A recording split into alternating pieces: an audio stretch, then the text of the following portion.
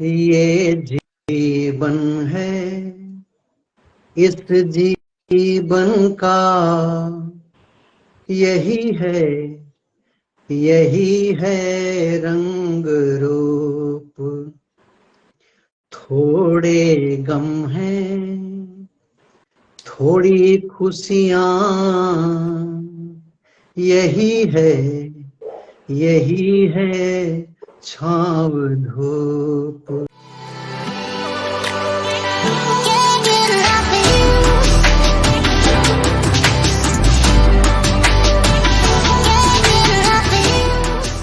लिखा था कि मंजिल चाहे कितनी भी ऊंची क्यों ना हो, लेकिन रास्ते हमेशा उनके पैरों के नीचे होते हैं। हाय गाइस, आप देख रहे हैं positive talk with Akanksha podcast, जो कि है आम आदमी का अपना पॉडकास्ट। और मैं हूं आपकी दोस्त और होस्ट आकांक्षा सेंगर।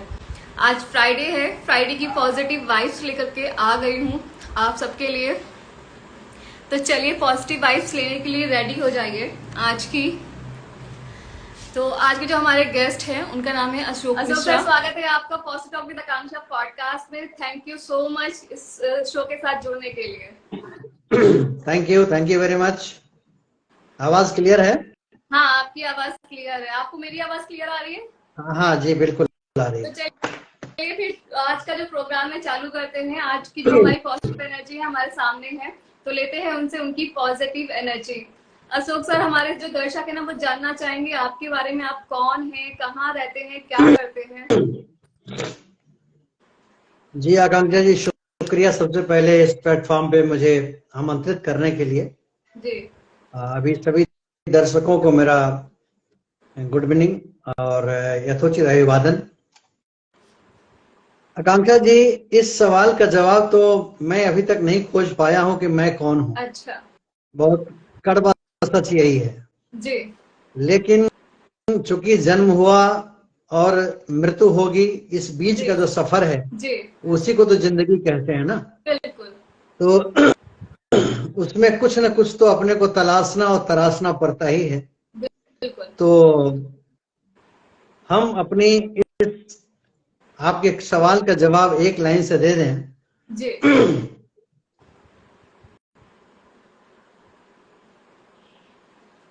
वो ये है, ये जीवन है, इस जीवन का यही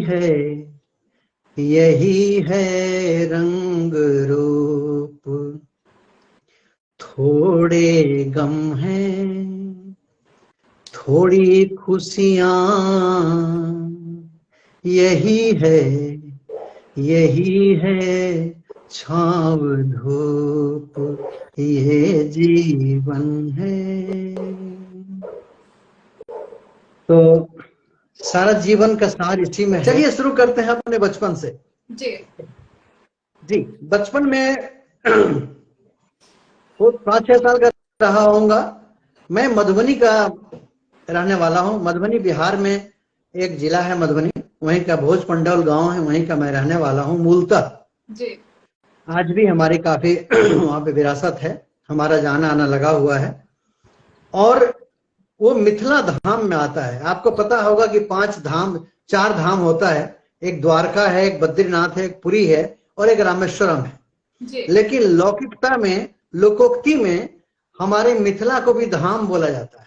अच्छा। मिथिला धाम, जहां का रहन सहन, परिवरिश, परंपरा, बोली चाली, खान पान, जो भी चीजें हैं वो बिल्कुल निराली हैं।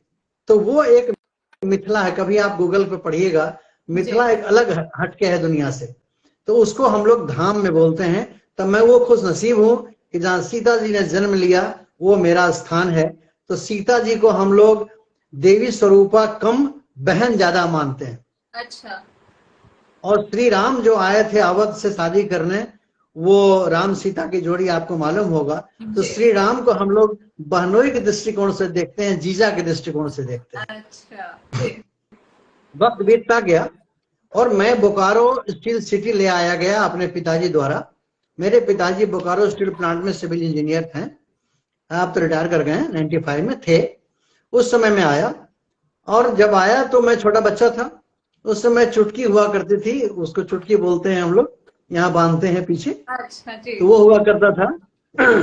तो मुझे याद है कि स्कूल में मुझे बहुत चिढ़ाया जाता था, ये पकड़ के ऐसे ऐसे करके मुझे नचाया जाता था। जी और मैं चूंकि मैं हिंदी जानता नहीं था, मैं अपनी मैथिली भाषा जानता था, तो अच्छा हम हिंदी में नहीं बोल पाते थे, तो लोग हमें बहुत ही उल्लू बनाते थे, यहाँ तक कि टीचर भी, कुछ टीचर भी शामिल थे उसमें।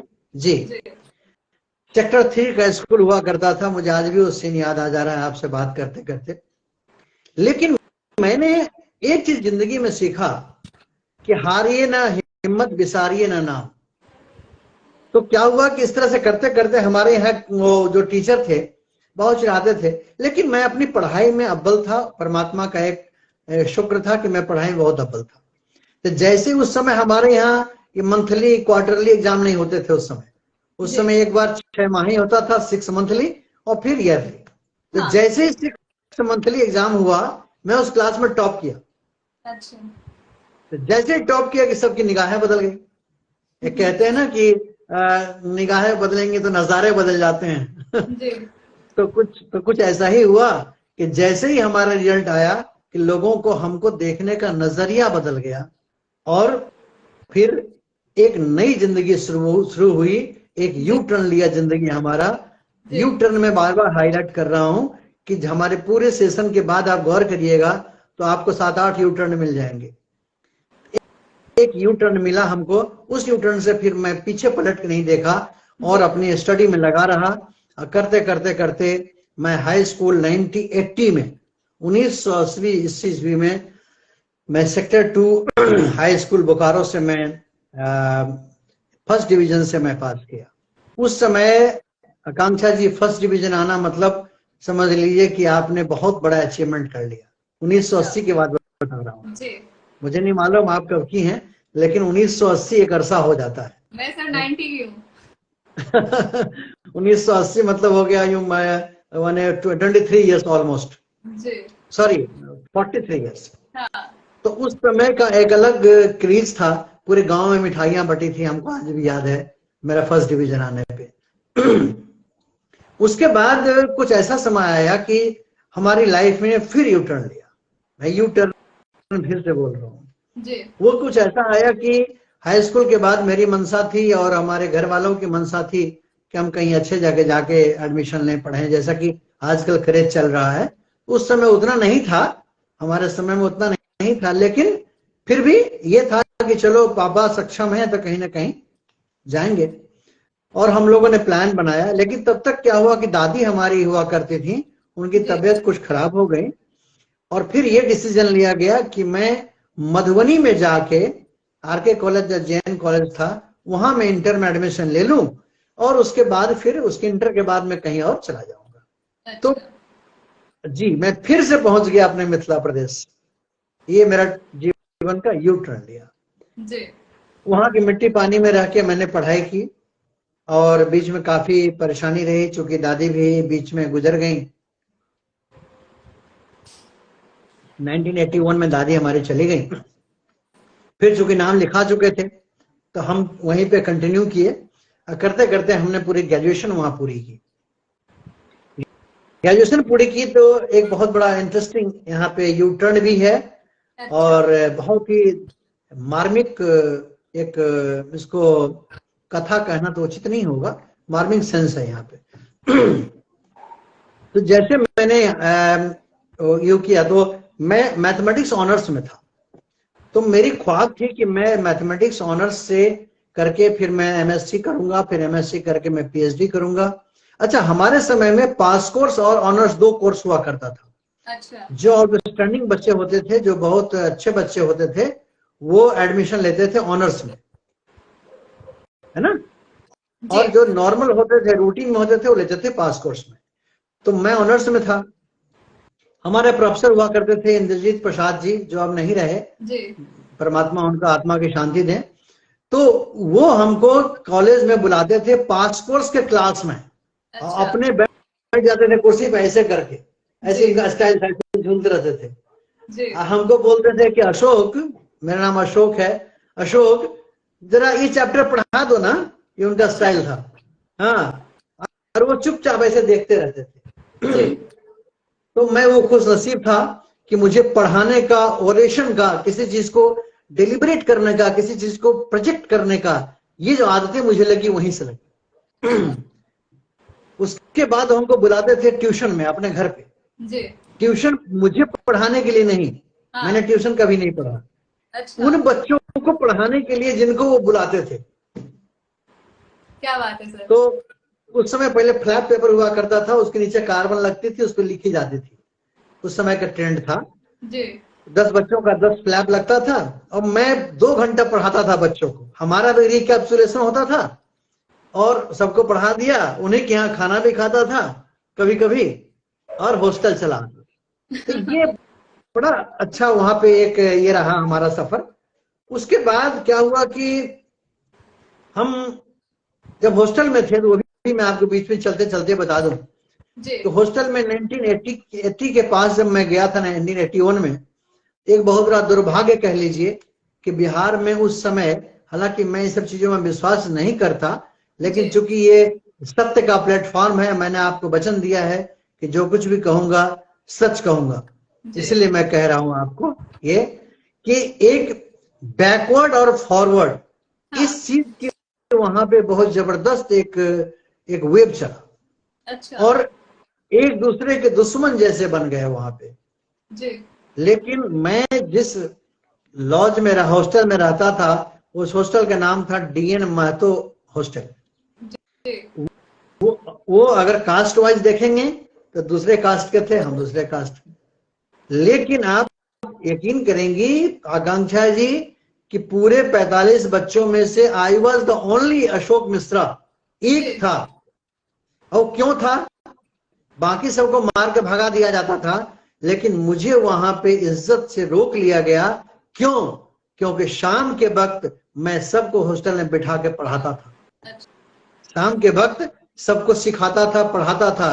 दिन में कॉलेज करता था, शाम को पढ़ाता था। अपने पढ़ता था, रात में खाना पीना खा के 2-3 घंटा पढ़ता था, वही मेरी पढ़ाई होती थी। बाकी समाज सेवा होता था। शाम को इंद्रजीत सर के यहाँ चले जाते थे, वहां पर पढ़ाते थे, फिर हॉस्टल में पढ़ाते थे। तो वहां के लड़के मुझे छोड़ना नहीं चाहते थे, कहते थे कि नहीं, मैं तुमको तो नहीं जाने दूंगा। उसके बाद क्या करते थे हम, हमें जो हॉस्टल के लिए पैसा मिलता था उस समय, हॉस्टल में रहने के लिए, उस पैसे को मैं क्या करता था, गलत तरीके से यूज करता था। गलत तरीके इन द सेंस, गार्जियन की नजर में गलत तरीके, मेरे नजर में नहीं। वो क्या करता था, चूंकि मैं गांव से जुड़ा था, तो हॉस्टल वाले को पूछता था कि भाई तेरे को कितना चावल दाल चाहिए, मैं पैसा नहीं दूंगा। तो वो बोलता था कि इतना चावल, इतना दाल, इतना दे दो। तो मैं गांव से उठा के ला के दे देता था और उस पैसे को बचा लेता था। उस पैसे को बचा लेता था। उस पैसे से मैं फेवर रुबा की एक टाइम पीस घड़ी आती थी, आप कभी गूगल करिएगा तो देखिएगा, फेवर रुबा की आज भी आती है, टाइम पीस घड़ी आती थी, अलार्म वाली, पीछे से चाबी भरते थे उसमें। और आरपी सिंह की ग्रामर की किताब आती थी और भार्गव की डिक्शनरी आती थी। तो ये तीनों चीज मैं खरीद खरीद के उस पैसे से बच्चों में बांटता था। उस पैसे से उस समय हुआ क्या, 25 रुपए का घड़ी मिलती थी, 20 रुपए घड़ी मिलती थी, उस समय सस्ते थे। हमको अभी भी याद है कि 10-12 रुपए में किताब मिलती थी आरपी सिंह का। तो ये सब इकट्ठा लेके हम क्या करते थे, हॉस्टल में सबको बांटते थे। अपने हॉस्टल भी बांटते थे, दूसरे हॉस्टल भी जाके बांटते थे। बजरंग हॉस्टल है, बहुत सारा हॉस्टल था, वहां जाके हम बांटते थे। इसलिए हम सबके चहेते थे। अच्छा। और मुझे भी गीत संगीत से बहुत लगा रहा है, तो शाम को महफिल भी जमती थी, तो कोई हमको छोड़ता नहीं था। तो ये मेरा एक बहुत बड़ा अचीवमेंट रहा। लेकिन अनायास क्या हुआ, कई इनाम मिले हमको उस स्कूल से लेके कॉलेज लेवल तक। कितनी डिक्शनरी, कितने टिफिन बॉक्स, कितने तमाम चीजें मैंने इकट्ठा हो गए, इतने मेरे को इनाम मिला। सारा चीज मैं लोगों को बांट देता था, क्योंकि मेरा एक पता नहीं परोपकारी दृष्टिकोण मेरा बचपन से रहा है कि अपने लिए उतना ही रखो, बाकी दे दो।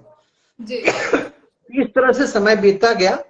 मुझे आर्ट से बहुत लगाव रहा बचपन से, जैसे संगीत हो गया, चित्रकला, ड्राइंग हो गई, फिर आपका डिबेट हो गया, ये सब चीजों से मेरा बहुत लगाव था। लेकिन वक्त आते आते चित्रकला ड्राइंग थोड़ा पीछे रह गया, लेकिन संगीत को मैं जिंदा रखा। मुझे याद है कि संगीत में एक बार मैंने घर वालों से बात किया कि मुझे संगीतकार गायक बनना है, क्योंकि सब कहते थे कि तुम अच्छा गाते हो बचपन में।